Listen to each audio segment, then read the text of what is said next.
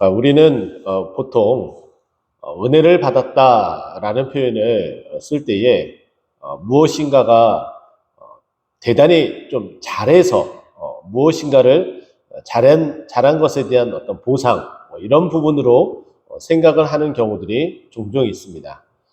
그거와 상관없이 은혜를 받았다라는 이 내용의 가장 중요한 핵심은 나에게 근거는 일도 없다라고 말씀드릴 수 있겠죠. 내가 해서 또 내가 무엇인가 노력을 해서 내가 뭐 기도를 했기 때문에 내가 이것을 얻었다 이렇게 말할 수 없다는 거예요. 은혜라는 것은 전적으로 하나님께서 허락해 주신다라고 볼 수가 있고, 또 한 가지 여러분들에게 함께 나누고 싶은 것은 우리가 아는 만큼 들리고 들리는 만큼 은혜를 받을 수가 있습니다. 오늘 본문이 바로 그 이야기를 해주고 있는데요. 오늘 본문은 예수님의 부활 사건의 첫 시작을 요한복음의 설명에 따라서 이야기를 하자면, 막달라 마리아가 안식 후 첫날 일찍이 일어나서 무덤에 와서 예수 그리스도의 그 시신을 처리하기 위해서 무덤으로 달려가게 됩니다. 그러나 무덤에 와서 보니까 이미 무덤에 막혀져 있던 돌이 옮겨지고 그 안을 들여다보니까 아무도 없음을, 예수님의 그 시신조차도 없음을 보고 화들짝 놀라게 됩니다. 그래서 누군가가 그 시신을 가져간 것으로 여기고, 이 막달라 마리아는 시몬 베드로와 그리고 오늘 2절 말씀 보면은 예수께서 사랑하시던 그 다른 제자라고 표현을 하고 있는데, 요한을 말하겠죠. 사도 요한에게 달려가게 됩니다. 달려가서 주님을 모셨던 그 무덤 안에 그 주님을 다른 데로 누가 옮겼나 보다라고 이야기를 하게 되죠. 그 말을 듣고 베드로와 요한은 화들짝 놀라 그 무덤으로 향하여 달려가게 됩니다. 4절 말씀 보면은 둘이 같이 다름질하더니 라는 표현이 되어 있는데, 만약에 이 부분을 생략을 해서 만약에 이 부분이 없는 것으로 보고서 우리가 성경을 보게 되면, 베드로와 그 다른 제자가 나가서 무덤으로 갈새 그 다른 제자가 베드로보다 더 빨리 달려가서 이런 표현이 나옵니다. 이렇게 되면은 마치 예수님이 무덤에 안 계신 것이 이들에게 별반 크게 놀라운 일이 아닌 것을 우리는 짐작해 볼 수가 있는데, 그러나 반면에 4절 앞부분에 둘이 같이 다름질하더니 라는 표현이 들어감으로 말미암아 이 상황이 얼마나 다급하고 화들짝 놀랐는지에 대해서 우리에게 그 정보를 제공해 주고 있습니다. 그런데 둘이 다름박질을 하는데 요한이 더 빨리 달려갔다라는 것을 우리에게 말해주고 있고, 또 그 달려가서 그 상황을 보이니까 구부려 세마포 놓인 것을 보았으나 들어가진 않았다. 요한은 그 안으로 들어가지 않았음을 보게 됩니다.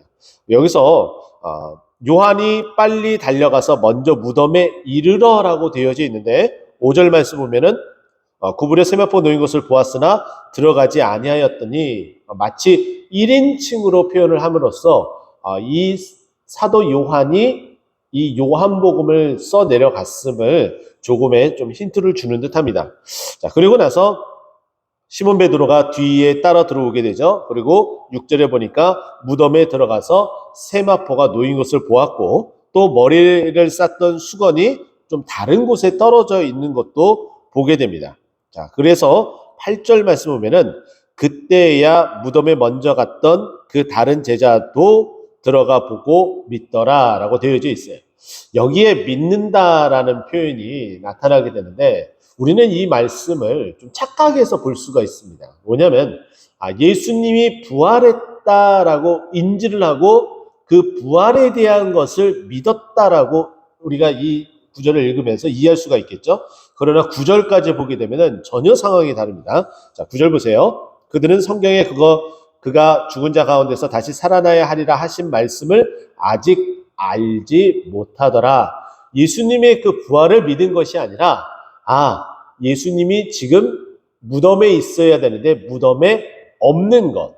요한은 들어가 보지 않았기 때문에 베드로가 그것을 다 보고 말해주고 같이 들어가서 확인해 보니까 예수님이 무덤 안에 없는 것, 시체조차도 없는 그 상황을 믿었다. 그 말을 믿었다라는 것이지 예수님이 부활했다라는 것을 표현하진 않아요. 자, 그런데 이 구절 말씀이 왜 중요하냐면 만약에 이 제자들이 예수님이 부활하신다는 그 말씀을 미리 알았다면 단번에 예수님이 무덤에 안 계신 것을 통하여서 예수님이 부활하셨구나라는 것을 정확하게 믿을 수 있겠죠. 그리고 놀라워서 그 논란대로 어떻게 행동했을까요? 사람들에게 예수님이 우리에게 말씀하신 대로, 우리에게 알려주신 대로, 성경에 말씀하신 대로 예수님이 부활하셨습니다라고 선포하고 다닐 거예요. 그런데 놀랍게도 그러지 못했으니까 이들의 한 행동을 10절에 뭐라고 얘기해요? 이에 두 제자가 자기들의 집으로 돌아갔다. 아무 일도 없는 듯이 그냥 체념한 상태로 예수님의 시체는 없어졌고, 그리고 뭐 다시 돌아오겠지, 아니면 혹은 누군가가 이것을 뭐 잘못한 일이 있겠지, 내가 뭐 찾을 수 있는 건 아니니까 그냥 체념한 상태로 돌아갔다는 거예요. 그런데 예수님이 부활을 성경이 말한 대로 응하였다라는 것을 아는 만큼, 또 아는 만큼 들리고 또 들리는 만큼 그 은혜를 받을 수 있는 그런 자들이 되었다면은 도저히 집으로 그냥 돌아갈 수 없는 거예요. 사람들에게 아침 일찍부터, 안식구 첫날 그 일찍부터 사람들에게 찾아가서 예수님이 부활하셨다라고 증언을 했겠죠. 자, 그러면 이 오늘 본문 속에 등장하는 또 다른 여인, 또 다른 한 사람인 이 막달라 마리아에 대한 부분을 우리는 좀 보면은 이렇습니다. 마리아조차도 예수님께서 부활하셨다라는 것을 인지하지 못했어요. 그런데 그 빈 무덤에 정말 체념한 상태로, 정말 안타까운 상태로 그 무덤 안을 들여다보면서 이렇게 보고 있는데 두 천사가 나타나게 됩니다. 한편은 머리에, 한편은 다리 있는 발편에 두 천사가 앉아 있었어요. 그리고 나서 천사들이 묻습니다. 여자여 어찌하여 우느냐?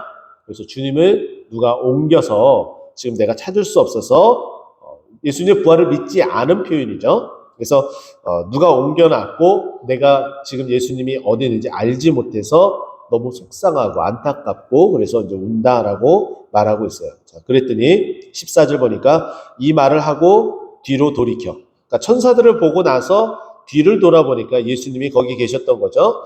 그래서 예수님인 줄 알지 못했다. 뭐 변모되어져서 뭐 그랬겠죠. 그래서 부활하신 예수님을 단번에 알아보지 못하는 것이 누가복음 24장 엠마오로 가는 두 제자들에게도 같이 동행하면서 이야기를 나누는데도 알아보지 못했으니까 어찌 보면은 이 사실에 대한 증거가 엠마오로 가는 두 제자의 모습과 우리가 함께 비교해서 본다면은 당연히 못 알아보는 것이 뭐 당연하다고 볼 수가 있겠죠.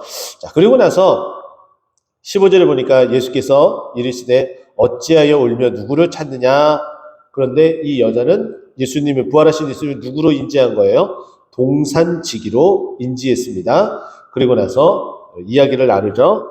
예수님께서 드디어 마리아야 라는 그 음성을 듣고 나서 나에게 평소에 나의 이름을 불러줬었던 그 억양, 그 따뜻함, 그것을 느낄 수 있었던 거죠.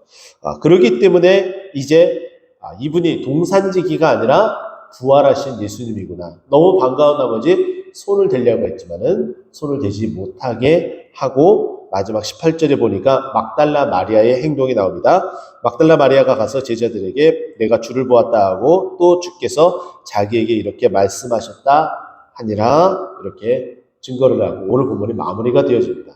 자, 여러분 보세요. 막달라 마리아가 주님의 말씀을 알았나요? 알지 못했어요. 동일하게 알지 못했고 베드로와 요한과 같이 예수님의 그 시체가 누군가가 가져갔음을 그냥 인지하고 있었습니다. 그런데 제가 설교 초두에 말씀드렸던 것처럼 은혜는 우리가 어떠한 특별한 행동을 했기 때문에 찾아오는 것이 아니라 그냥 하나님께서 전적으로 주는 것이라고 말씀을 드렸잖아요. 바로 그거예요. 다른 어떤 누구도 아무도 생각해보지도 못하고 아무도 상상해보지 못한 일이 벌어졌어요. 누구에게요? 막달라 마리아에게. 이 마리아에게 준 것은 다른 어떤 것이 아니라 하나님의 특별한 은혜라는 거예요. 이 부활을 첫 번째로 목격한 사람이 되었다는 거죠. 왜요? 무엇 때문에? 하나님이 전적으로 주신 거예요. 다른 누구에게도 줄 수 있지만은 이 막달라 마리아에게 줬다는 거예요.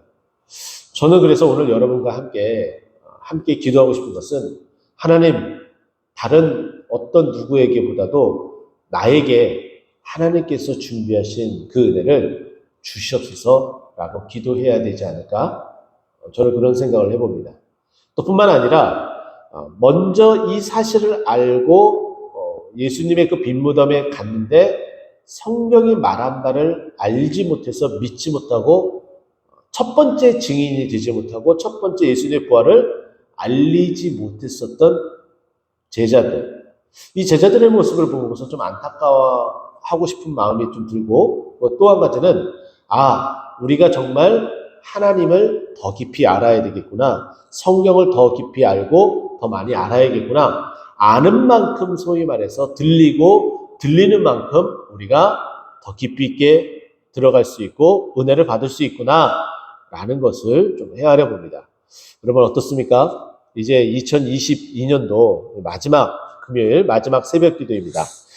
우리가 2022년도 얼마나 많이 주님을 알아가는 데 힘썼고 또 그것으로 말미암아 은혜를 받았는지 돌이켜본다면 우리가 정말 조금 더 힘을 쏟아서 주님 알아가기에 좀 시간을 더 많이 할애하고 또 하나님께서 아는 것도 또 알아가는 것도 하나님께서 전적으로 은혜를 주셔야지 가능하다는 것. 그래서 내년도에는 2023년도에는 우리가 노력도 해야겠지만은 하나님께서 부어주시는 전적인 은혜가 우리 가운데 차고 넘치고 그러므로 말미암아 우리가 더 주님을 깊이 있게 알아가고 또 깊이 있게 알아가는 것만큼 더 깊이 있게 들리고 알게 되고 또 은혜를 받고 이와 같이 선순환이 계속 이루어지는 우리의 믿음 생활 2023년이 되기를 간절히 축원드립니다. 기도하겠습니다.